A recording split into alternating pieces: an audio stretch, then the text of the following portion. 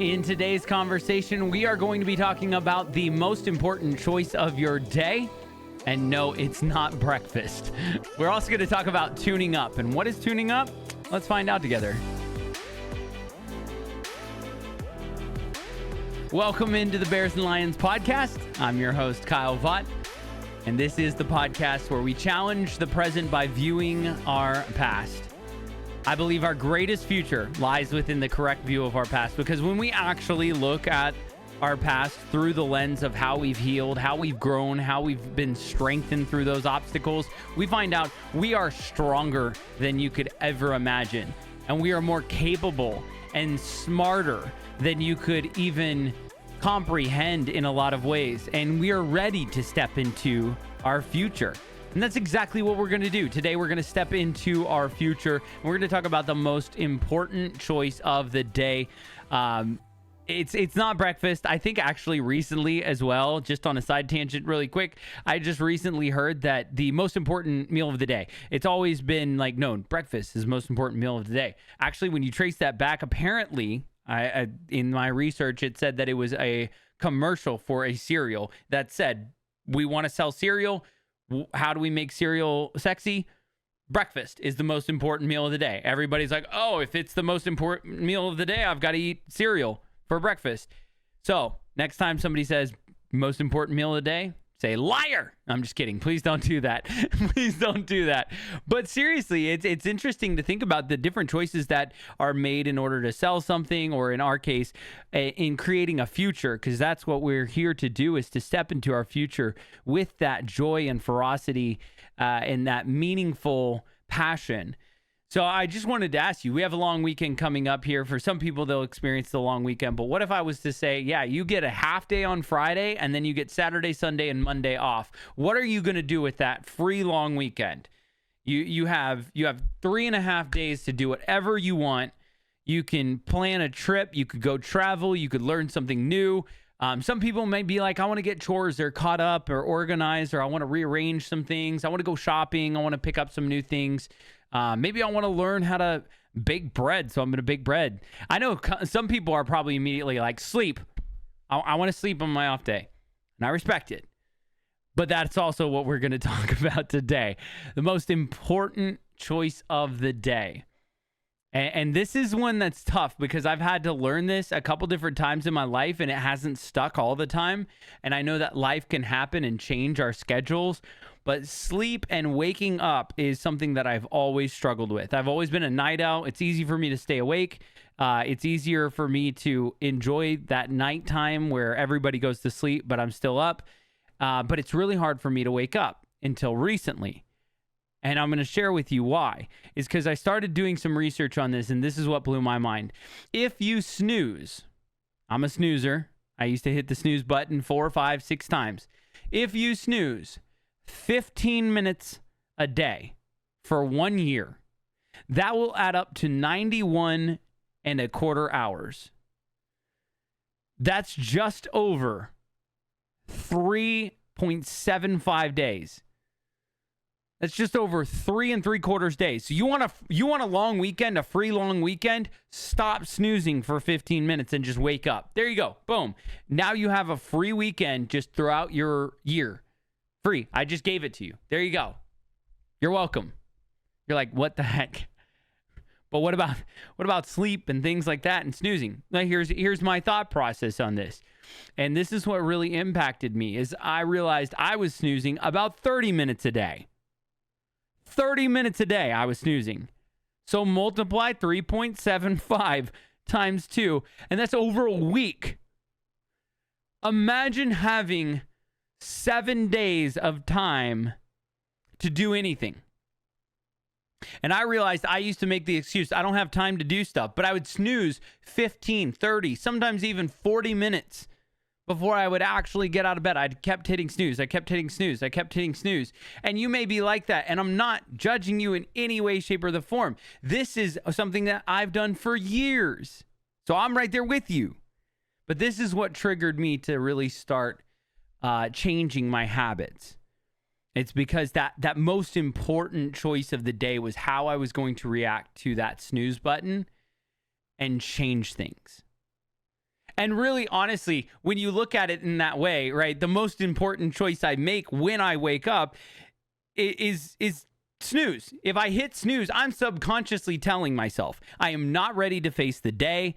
But at that point, the day has technically already started, right? The alarm was set for a reason.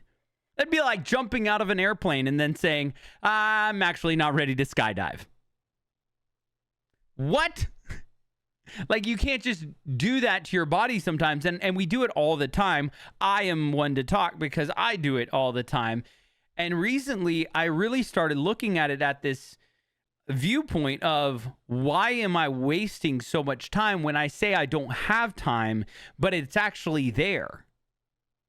There's actually the ability to have more time if I just create that opportunity and make that disciplined choice of, I'm not going to hit snooze. I'm going to wake up. I'm going to get up. I'm going to do those things. And it's beautiful because that gives me opportunities to do a bunch of other things in the morning that I haven't been able to do, or quote unquote, I haven't had time to do. But how do we make that choice? How do we change our subconscious and our actions and the way that we set up our schedules? Because some of us have crazy schedules, and I understand that. So how do I do that? Now, I'm not saying if you work overnights, clearly your morning is not gonna, I'm not telling you to, well, I just get home from work at 6 a.m. Okay, you're on a different schedule, so set your schedule to yourself. This isn't about, my schedule, I sleep from 1 a.m. to 9 a.m. and that's good for me. That's great. But don't snooze from 9 a.m. to 9:30.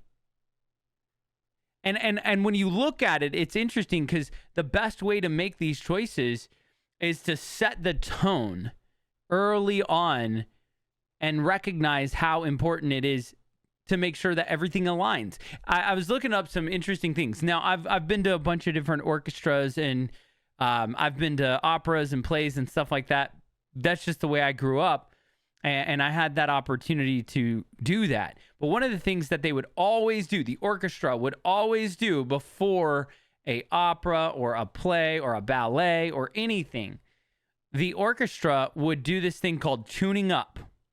And tuning up is where essentially the keyboardist would play A. They'd play an A. And then I believe it's the oboist, which is the really big violin type thing, I believe. I could be wrong. They play an A based on the keyboard. Once they play A, the key of A, all of the other stringed instruments go ahead and start playing A. It's very interesting to see how they do that as well. And it's a unique sound. I'm sure you've heard it before. But they all play and then they tune, and now they're aligned. So when they start, everybody is moving together. And I think that happens with our brains. I think that happens with how we get moving in the morning. Is in order to get tuned up, I think we have to make a few choices right off the bat to align everything. And that first choice is, I'm not going to hit snooze. I'm not going to do this. I'm going to get up and I'm going to be proactive in what I'm choosing to do. And this allows you to have a lot more energy, a lot more control, a lot more excitement. It's very interesting because we've all had to wake up before, right? We've all had school. We've all had to wake up for work or maybe a different type of commitment that we've made in our life. And so we've all had those moments where we've committed to something where it's like, okay, I can snooze. I set my alarm for this time because I want to make sure I'm awake, right? We don't want to be late. We want to be on time to work or whatever.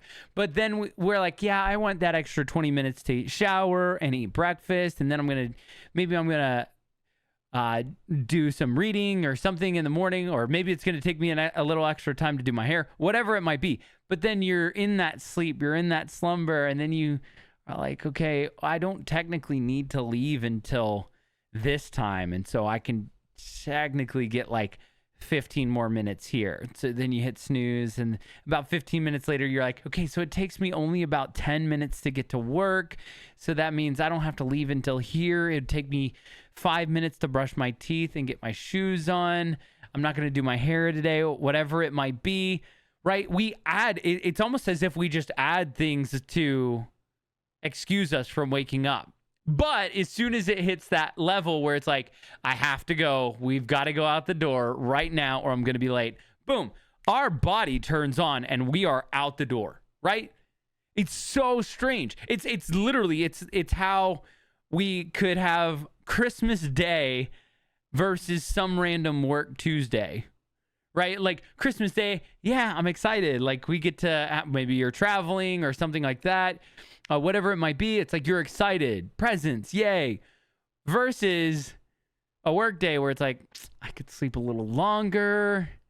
I could chill out. Like imagine you do that on Christmas, right? Like we're not having presents until 10 a.m. So I could technically be in bed until like 9:15, and then it takes me maybe I'll stop at somewhere and get coffee, or maybe it takes me about 15 minutes to get coffee or make coffee.